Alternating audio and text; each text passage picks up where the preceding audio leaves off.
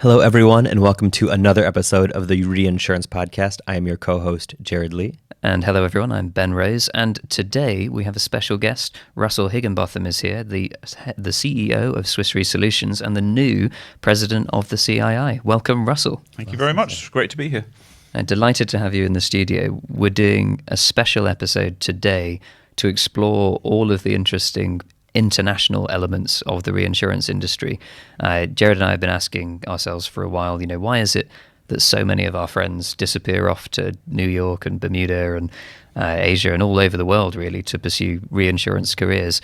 Is it something special about our industry? And we thought nobody better to guide us through that than yourself, who've been around quite a bit yourself.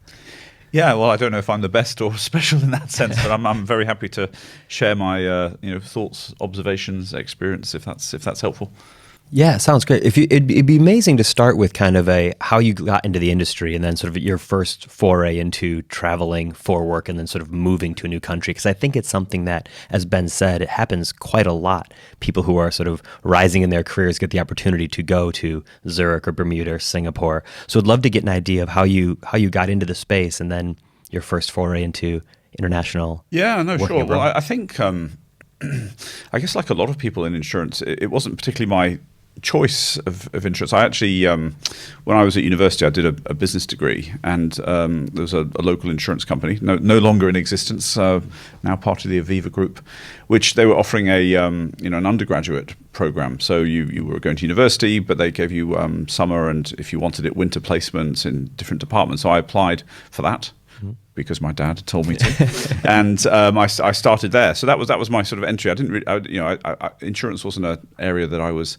targeting. But when I finished at university, I went there full time because that was the obvious thing to do, having gone through their undergraduate program.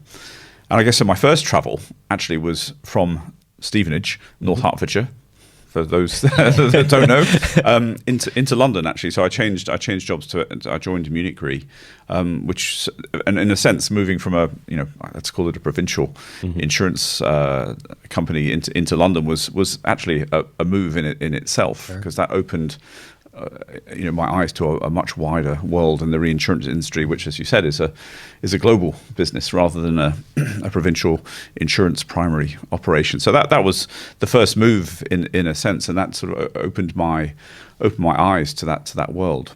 How long before they let you go to Munich, or did they ever? Because I know there's a actually guarded. No, that's a good point. Actually, I actually never went to HQ when I was at Munich. So I was there for 3 years, and then I moved to Swiss Re, where I've been ever since. Which I guess that's 28 years, which is unusual, very unusual these days, actually. And when you do something for that long, you look back and think, wow, where did all the time go? But yeah, Swiss Re was, I don't know, I guess Swiss Re and Munich Re are not dissimilar organizations in many ways, but probably culturally a bit different. So then I got the chance to go to the HQ in Zurich. But, as a child, my dad worked for an international company. So we had a chance, we lived in Germany, we lived in the US. So in a sense, my eyes were always open to international travel. Was it something you pursued actively, or was it something you're sort of waiting to sort of fall in your lap, or was it something as you looked across the sort of the spectrum of Swiss Re offices, you went, oh, there's an opportunity for me to go somewhere? Yes, somewhere in between those two, I suppose. And in the old days, when you come to your end of year assessment, which used to be a paper form that you would fill in, there was always a box that said, "I am interested in working overseas," which every year I religiously ticked and said to my boss, "I'm always open if there's something that comes up." And then eventually something did come up, so I was summoned to the UK CEO's office up on the 6th floor. So not knowing what it was about, I went up there and he said, "Oh, you've always ticking this box. You're always saying this, that you're interested. We've got an opportunity for you." And I thought, great, it's going to be Zurich or Paris or Milan or somewhere like that. And he said, "Yeah, it's in Tokyo." I thought, wow, Japan. Yeah. I didn't even know we had an office there, right? So even though we're a global industry, actually it was less global in those days because we didn't have MS Teams and all of those things, or even Skype. Emails were relatively new. so that came as an opportunity.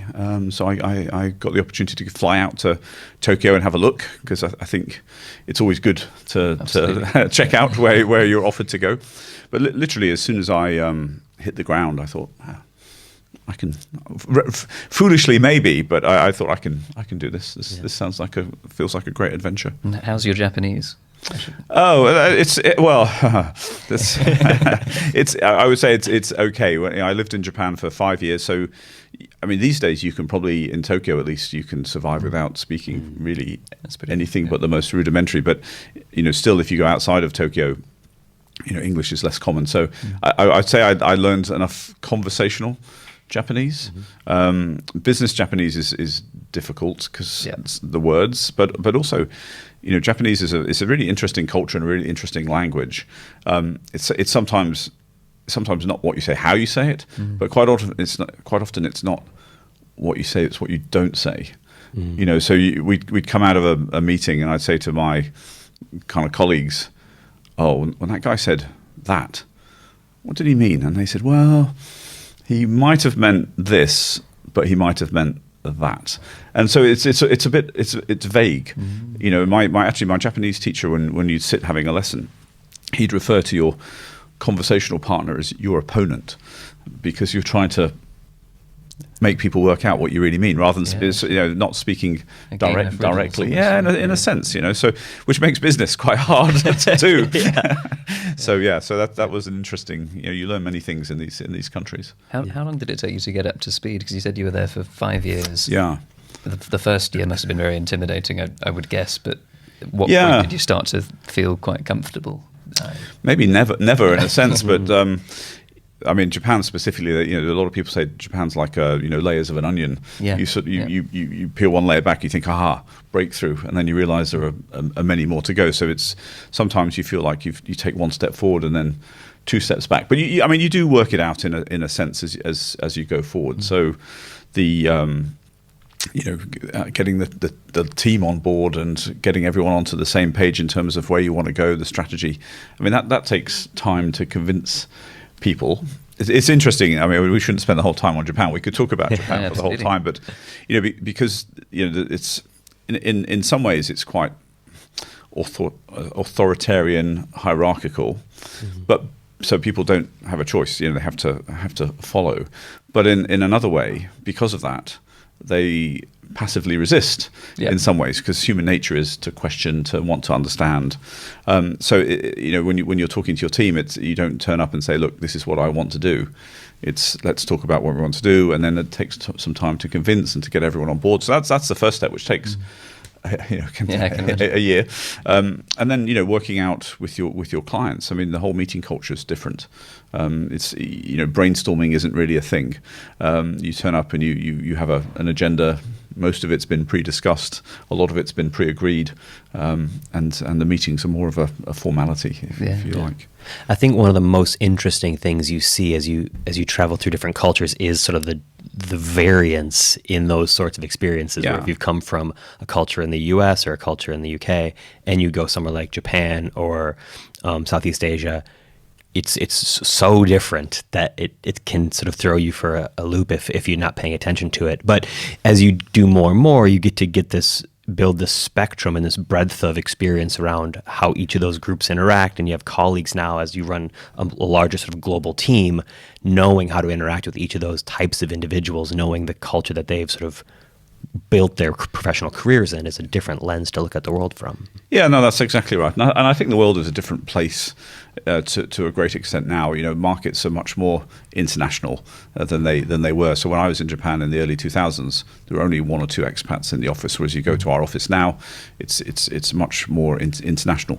Although, of course, within the society, the cultural roots are deep in markets like that. So you still need that awareness of how people think, what makes them tick, how they behave in different situations. Yeah.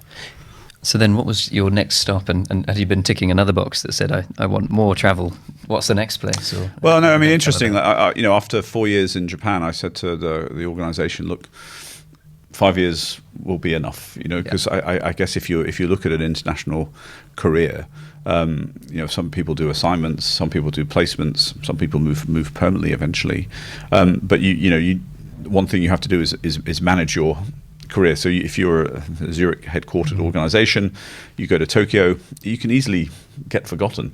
So you need to manage your network. You need to make sure that people are aware that you're still there, what the job you're doing, but also what your expectations are for duration and career progress. So after 4 years, I said, look, I've done 4 years.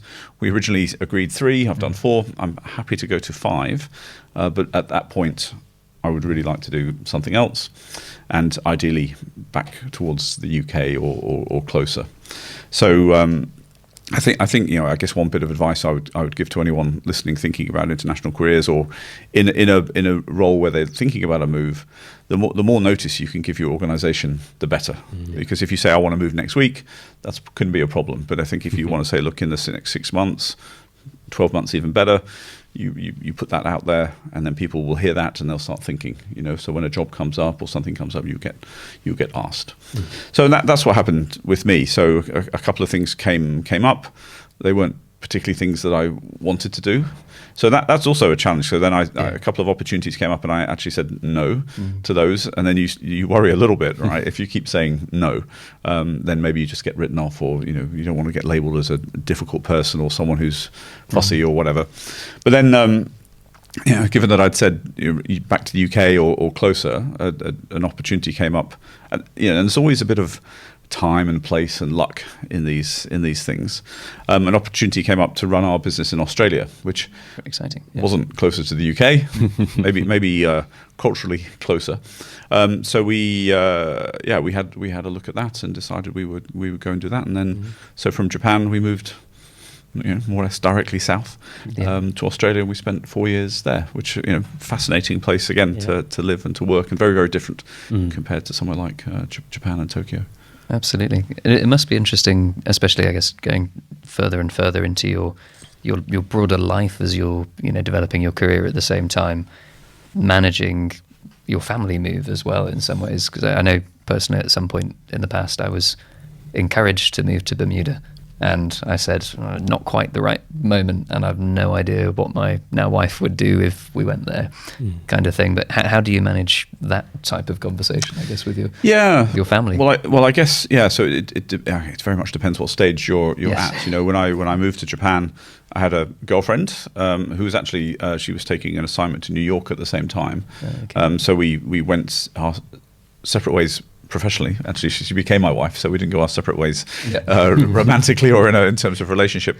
But I guess these things are a conversation, and that and again, surprising people is probably not a great tactic in that sense. But it's a tough one because depending on your personal situation, your partner can well have a career. You may or may not have kids at different ages.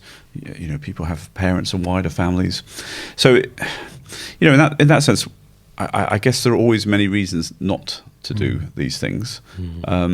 But I guess equally you can say there are always many reasons to do these things. So it's look to yourself and look to your partner and really think about those things. So I would say that. Kids, family are much more robust and flexible than we would think they are. Whether they're young, whether they're in their, up to their early teens. People adapt. And of course it depends on individual circumstances. But I think it's easy to put reasons not to in there. I'm not talking about your specific situation. Getting great advice here. No. I don't know about that, but you can take it for what it's worth. And equally, family. I remember when I first moved, my mother said, we're sad to go. She said, but when we as a family left to go to Germany, she said we didn't give our parents a second thought. We just went, and they were fine. And she said, I don't want you to go, but you should go. It's for your career. You want to do it.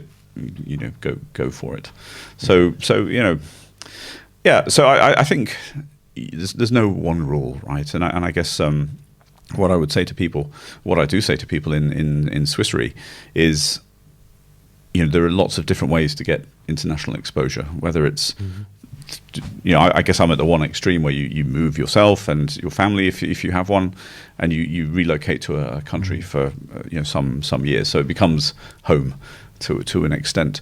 I mean, but leading up to that, there are projects, there are short-term assignments, there are mid-term assignments, opportunities to travel. So I would say to people, there's a big wide world out there, and whatever opportunity you get, you should try and take it if you're in the insurance or the reinsurance world, because it broadens your mind, and actually talking about family, it broadens your family's mind.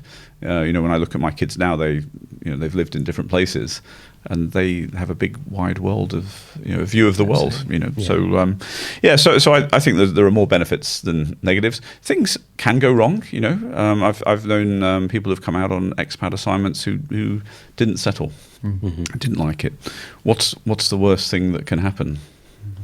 Go back. If you talk to your organisation sensibly, they'll make that happen. If not, there's a shortage of talent in our industry, so you'll find something else somewhere. So take a plunge, be brave. I think that's a huge takeaway is going, because if a lot of people, there's this idea you travel, you see places, you go on holiday, but going somewhere for a long enough time where you have like a commute and you have a bit of a routine and you settle into the culture a little bit more is so much deeper of an engagement with that culture.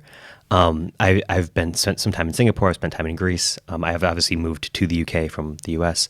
And in each of those times you sort of go, as you said, what's the worst that can happen? Worst case scenario, I'm there for 6 months, I really am unhappy, and I find an opportunity to go back to where was most quote unquote home for me.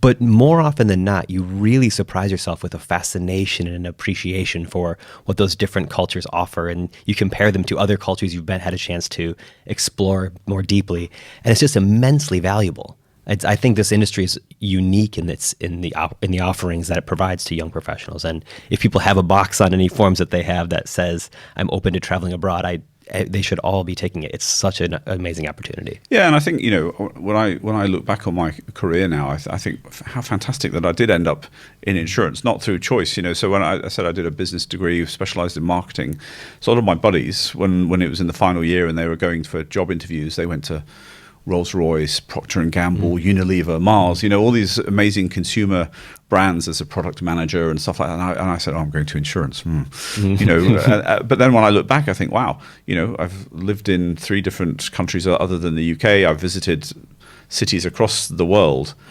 And, I'm sure they've all had their great careers as well. But I would say through insurance, we have this amazing industry and opportunity around the world. So we're lucky to be here. Yeah. What do you think it is about, I guess, the global nature of insurance and reinsurance that makes that possible? Well, I guess at the very core, risk is the same in every market, but then you have this this sort of cultural nuance. You have different national backdrops in terms of what government does. Also, in terms of exposures as well. So Japan's exposure to earthquake, tsunami, rain is different to Australia as well. There's a big overlap actually, but in Australia it's wet stuff and bushfire or wildfire, depending on where you come from. And then Singapore, it isn't sort of cat exposed in the same sort of way. So that the fundamental risk transfer topic is there. The fundamental issue around underinsurance, people not buying any sort of insurance remains. But the interesting challenge when you go to different markets is the interpretation of that, and why is it in that market, and how do you solve it? Can be different ways. So it's a sort of it's an industry that has lots of commonality, but also lots of nuance and difference, which I think is what makes it so interesting. Yeah, and I guess the more you learn the nuances and accumulate nuances in different cultures, the better you are at interpreting another market's nuances. I guess to an extent. I mean, at least appreciating that everywhere is different for different reasons. Yeah. I think again a great thing about this industry that we work in is the opportunity to learn. It never goes away. I think probably the day you think I know it all is probably the day you should go and do something else, because you're probably wrong. But that's why I've probably also why I've stayed at one company, because and it's not a Swiss Re advert, because that can be the same with any large international organisation. But the opportunity to change roles every, whatever it is, 3-4 years, to do something new within an environment you're familiar with. But the challenge is, a new challenge comes along. It's been wonderful. You really can't complain about that. Yeah, I do think this industry has an ability to, at least historically, attract like polymaths, people who do like to sort of tackle different challenges and look at opportunities or adjacent areas of the business and go, oh, I'd like to do the consulting arm for a little while and see what that looks like, or I'd like to go into the risk mitigation arm and see how we're doing that for clients, like, or the capital arm and sort of see how they can work with new source of capital and deploy that to clients. Like, there's so many areas that you touch on in a certain role, and if it piques your interest, you can raise your hand to say, is there something in that adjacent team that I could explore, get closer to in another role? And that's always seems to be available to people who put their hand up. Yeah, and I would say I think you're completely right. So there's this connectivity between the functions and the roles and the opportunity to do slightly different things and learn that broader piece. But equally, if your love is a strong technical discipline, whether it's underwriting, accounting, data science, whatever it may be, there's also that opportunity to go really deep into that role, because we're all different in that sense. So I enjoy variety, solving problems, building strategy, executing it, and seeing the outcome of that. Whereas other people prefer to be a deep technician or whatever that may be, or in a single market. There's no right or wrong answer, but I guess the great thing, to your point, is the flexibility is there to pursue different paths of your career, and that may change over a period of time as well. After 10 years as a deep technical expert, or if you reach the pinnacle of your underwriting career, you may choose to do something else, which is very possible. There's not many industries in the world that you can say that you can do that. Yeah, absolutely. We often hear stories of switching over to the dark side from whichever one you were before, of broker and underwriter, but it extends much further beyond that. I thought you were going to say life and non-life. You've also done right. that. Exactly. Because you had a switch there at some point as well. Well, yeah. I mean, I started off, I guess, on the life and health side. So the insurance company I worked for was a life insurance company, investments, and then when I went to reinsurance, it was still life and health reinsurance. And it was actually when I moved to Australia that I moved to the CEO position, which was life and non-life. Which that was certainly a moment in time for me, because and probably for the half of the team in Australia, because they probably thought, who's this life guy? Who's this life guy, Pommy, coming down here to lead us when he doesn't know anything about the business, which was probably a fair thing. But I guess what I learned there was, I guess, on the one hand, the core fundamentals of risk and client engagement are the same, whether it's life or non-life. You want to talk about the market, you want to talk about the topics that are prevalent in the market, what are the dynamics, what are the competitors doing, and so on. But equally, and I guess working with an organization like I do, you don't need to be a deep technical expert in everything, particularly if you're in a leadership role. You can't be, and actually you shouldn't be, because it'll slow you down. So for the first meetings that I would attend with CEOs or CFOs of a non-life company, I take one of my senior non-life team with me. It's sort of a break glass in case of emergency, if something comes up. But actually, I can't really think of an instance where you went super deep into a technical topic. That wasn't the purpose of the meeting or the engagement. So so sometimes these things seem like barriers, the dark side, but quite often they're not. It's interesting you say that, because I guess during the 1/1 just gone, there's been a huge amount of talk about relationships, and have relationships been tested in an irreparable way with some of the negotiations this year. What sort of levels of differences have you seen, in particular on that relationships front, in different markets and regions around the world? Is it all similar to, I guess, my London imagination of very close relationships being at the core of every deal? Or? Yeah, well, I mean, the world of insurance, whether it's at the primary customer end right through to reinsurance and retro markets, it's based around relationships. It's a people business. So that's relationships are super important. I guess relationships seem to be more important in hard markets and soft markets, right? Depending on where you sit, or at least they get quoted as important. And when you going back to the kind of cultural issues or challenges, nuances, relationships can play different parts in those. So again, go back to Japan. if historically, if you were handed a loss in a reinsurance loss from a Japanese client, they would over a period of time acknowledge that and look to make you whole. It couldn't be written into contracts or anything, but there was a relationship side of that. I think some of that stuff is not as, not Japan specific, but broadly is not as strong as it used to be, because we all work for commercial organizations. We're all accountable to our shareholders and to our boards. So you do a deal. If the deal doesn't work out, you try to find ways to make it work out the next time. But so relationships, they're important. They're important to nurture. They're important to build. But there are other things as well, you would say. And I guess with changes in the availability of data and data quality over time, that's probably eroded some of the ability to lean wholly on relationships, as it would have been, a very long time ago. Yeah, well, certainly there's. I think in terms of data and analytics, there's a lot more. There's more availability of data, and so the clarity that they can understand their business. Some advantages disappear, some new ones arrive. So it's that's why I say it's an interesting learning industry, because things are very dynamic and fluid in that sense. Absolutely. So you made it as far as Australia. How was that, and what happened next?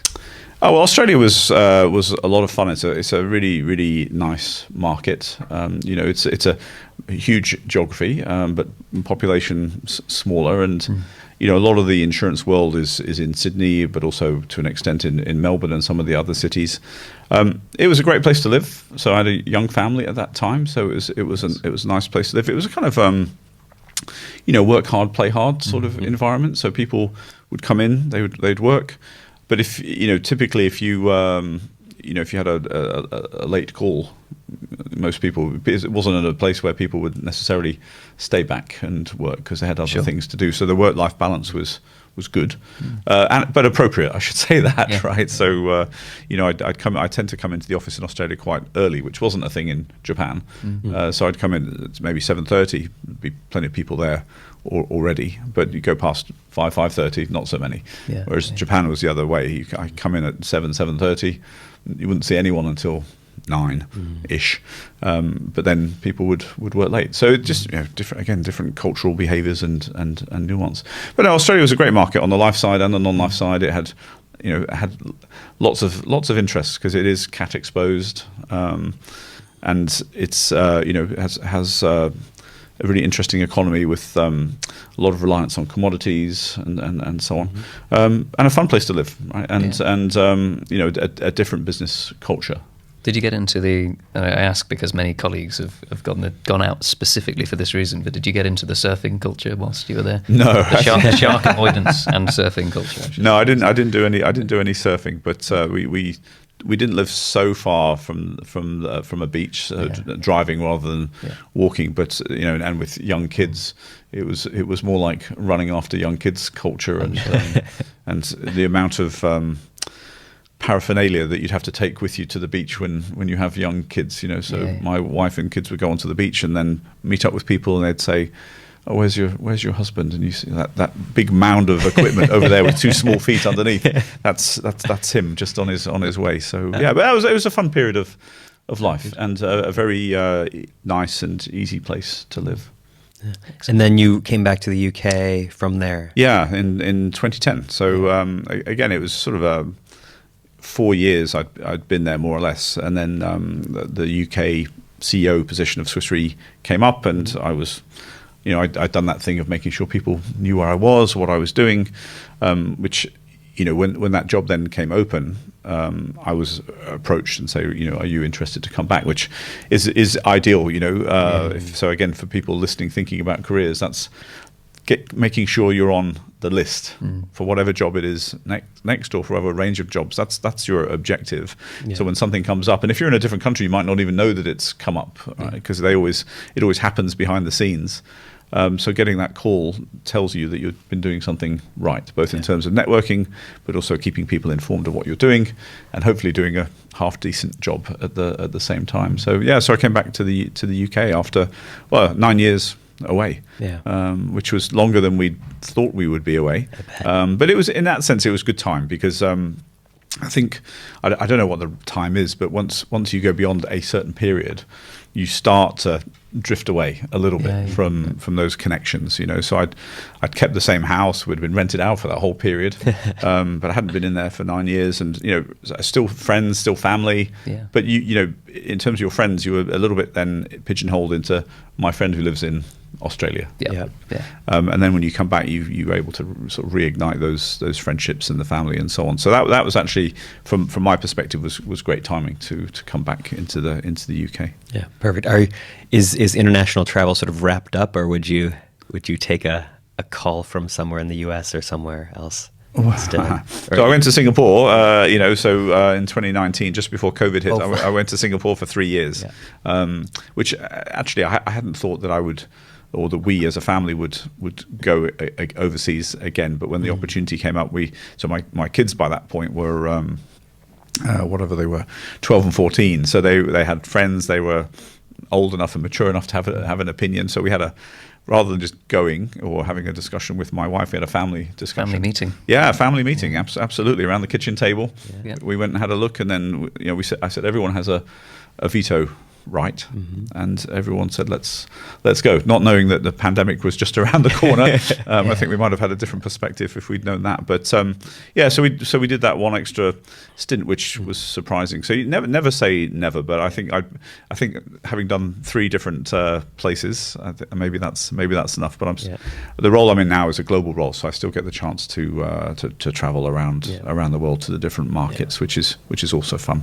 Yeah, I think this especially for our younger audience, this is like a master class in how to sort of manage a career. I think you have from sort of putting your hand up to then taking opportunities when they present themselves, to constantly staying on the pulse of what the organization is doing and making sure that they're seeing the progress and the things that you're making an impact on. And you sort of look at where those opportunities will take you over the course of a career. But then when you land at the sort of the senior leadership positions, the ability to successfully communicate with all those various stakeholders from all those different geographies, from a familiarity with what it's actually like to work with those people on the ground, is impactful. So I think it's really showcasing sort of how to do this well.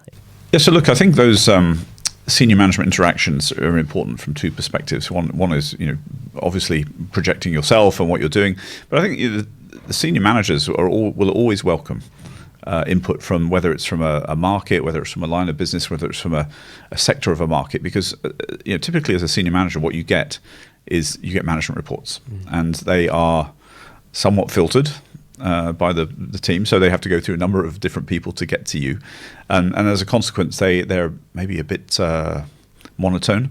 They're a bit two-dimensional, so they don't necessarily give you a true feel or color. So what a senior manager will get by talking to someone who's actually active in that market or line of business territory, they'll get that color, they'll get that depth. And so I've never ever, if I was coming back to Zurich in this case, I'd always say, right, who are the key stakeholders? There are 4 or 5 people. I'd produce literally 2, 3, 4 slides of what was going on, what the good things, the bad things, the problems, and what we're doing to solve them. Quick update, 20-minute, 30-minute meeting, never declined ever. And that helps the senior manager, because then they know what's going on in Australia or Japan, or it could be in whatever, the motor arm of some part of the business. So it doesn't have to be a specific territory. So I would just encourage people. It's good stakeholder management, and it positions you as well as the business. So as a true Brit, I feel uncomfortable promoting myself, but actually telling your boss or your boss's boss or someone else what's going on in the business is a good way to show what you're doing, how you're active, how you're driving things forward, without actually saying, hey, I'm great, you should think about me all the time, because it's just sort of, it all comes together in a natural way. At least I found that. Yeah, it makes sense. Fabulous. And then you mentioned that obviously Singapore was the later part of your international adventures, and that was somewhat hamstrung by the pandemic, I guess, which came in almost immediately after. Yeah, that was obviously unexpected and unwelcome. So I was there for about 6 months, and that first 6 months was exactly what I expected. I was running our Asia business, so I was traveling literally every week to different parts of the region or back to head office. It was busy, it was fun, it was tiring. It was good. And then, it was January 2020. Everything changed. We were down in Australia. Actually, we went down to Australia for Chinese New Year. And, the borders started to close and we headed back, and I was due to go to India the next week. And I said, do you know what? I might postpone this trip, which you just have a sense of these things. And then, then the world changed. And then, having gone from running a regional business by traveling around the region and seeing people, I went to running a regional business from my home office, which was, I mean, you can't look back on the pandemic and say that was in any way a good thing. But I mean, again, in terms of learning and different experiences, from a management and a leadership perspective, we all got to learn something new and work in a different way. Right? So. We're now hearing this word hybrid a lot. And this new style of working that obviously we were forced to learn during the pandemic. How do you think that will affect international travel going forwards? Will we go back to the way things were? Or? Well, I think in some ways, there's things change over a period of time. So people are, flying these days isn't so much fun. I don't think. The planes are packed, they're expensive, the airports are still somehow difficult to get through. It just doesn't seem like it used to do. So I think it'll ease back to an extent. But I mean, when you think about things like climate change and organizations' responsibility on carbon emissions and so on, I think you'll find that with the hybrid way of working with technology, it'll never go back to that same as it was. I mean, so for example, last year in Swiss Re we cut our travel budget by 50%, and then we'll cut it again next year. Have I noticed that? Not particularly, because I can do a lot of meetings, virtually, and probably I don't want to travel quite as much as I have done in the past. So so things will change, or things have changed, and some will ease their way back a bit, others maybe not so much. Absolutely. I can almost imagine that leaning more towards sort of longer stays in a place, a bit like you've done, rather than a sort of brief transatlantic flight. Or so no, I think I mean you hear these ridiculous examples from the past that someone flew to Sydney to sign a contract and flew back again. I mean, come on. So actually, I'm thinking about my travel for the year ahead. So I was discussing with my EA the other day of doing an Asia trip, but actually rather than, historically I would have flown to China for a week, flown to Hong Kong for a week, flown to Singapore for a week. And actually I said, well, let's think about a 3-week trip. And, so it's more effective. It does mean you have time away from home, so you have to be comfortable with that. But you can do a trip and see a lot of people over 2 or 3 weeks in different markets if that's how you want to do it. Yeah. No, I think it'll be interesting to watch how we progress from here towards what next 5 years looks like. I think we're still in that. Everyone's a little bit tepid. As you said, travel feels a lot more chaotic currently. The next few years will be really interesting to see what that new balance will sort of land. But I think you're right. There will always be a slight shift towards a bit more hybrid, a bit more what can be done remotely, and committing more towards bigger stints as and when. So. Yeah, no, I think that's right. I mean, days like today, so it's a wet, rainy day in London. You get on the train at 7:00, and it doesn't feel like a great incentive to come into the office. But on the other hand, we are, as we said before, we're a people business, we're a relationship business. You need to meet people, to meet new people, but also when you meet people again, it's almost like I think of it like a relationship equity. You meet people face to face, you top up that equity, you catch up, you talk about things. Next 2 or 3 times on a virtual meeting, fine. Yeah. But I think humans being humans, it's important that we find ways to meet in different ways. Yeah, absolutely. And so then, just looking forwards to your sort of latest chapters, I guess you've got Swiss Re Solutions to run on one hand, and then also your CII presidency on the other. Yeah. Lots of travel for those, or a bit more settled? Well, yeah, different source of travel, I guess. So if in terms of my Swiss Re role, it's a global business. So our big centres are in New York, in Zurich, Singapore, and actually increasingly in India, in Bangalore and in Hyderabad, where we have a lot of our tech people and our data scientists and so on. So that will involve a certain amount of travel, but certainly not, as we were saying, not the same level of travel as you might have done in the past. The CII brings a different sort of travel, which will be fun actually.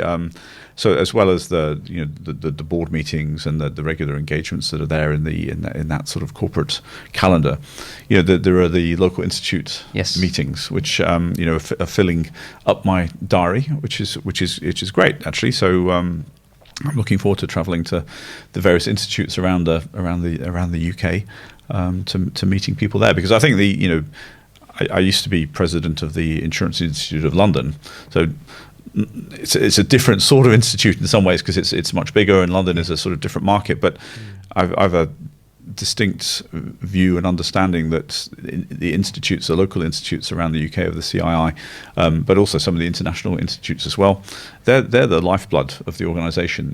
They connect the organisation up, they connect with the members at the grassroots level. That's where a lot of the relationships are, and they're super important. So having the body corporate of the CII on one hand and the local institutes on the other, we shouldn't think of them as separate entities. They should be a well-oiled, connected machine. Absolutely, and I'm sure you will bring with you, a world of experience, quite literally, when you go and speak to everybody in a more local environment that perhaps you were familiar with. Well, as they're mostly at the annual dinners that I would attend, I'm not sure they're really that interested in hearing from me. But at least I'll be able to thank everyone for all the hard work they do, because all of these roles are voluntary, and they people put in a huge amount of time to keeping those local institutes going and thriving and so on. So I think it's more an occasion to say thanks and to make sure everyone realises what important work they do and how important the local institutes are. If anyone wants to ask me about anything, I'm happy to discuss, but I'm equally happy to raise a glass and wish them all the best as well. It'll be an exciting chapter as you sort of take the helm of that organization. So looking forward to that as well. Yeah, look, I mean, I was very pleasantly surprised when I was asked to become the president of the CII, because it wasn't something that was in my imagination or whatever, and it's a tremendous honour to have that opportunity, and I hope people listening to this, if indeed anyone listens to it, I'm sure they do, I hope some of you have that opportunity to get involved, whether it's a local institute level or whether it's at the board of the CII, because I think when you get to a certain age and stage of your career, a lot of it is about trying to give back and share experiences, and I think that's what I see as a great opportunity here. Well, you've given back and shared a huge amount with our listeners today, so thank you. Appreciate you coming and joining us. It's an absolute pleasure. Maybe we should do one at the end of the year as well. Yes. Let's do a recap. Yeah, see how things are going. Okay, excellent. Perfect. What We're surprises for Christmas 2023? jumpers. Perfect. Thank you, Russ. Thank you so much. See you soon.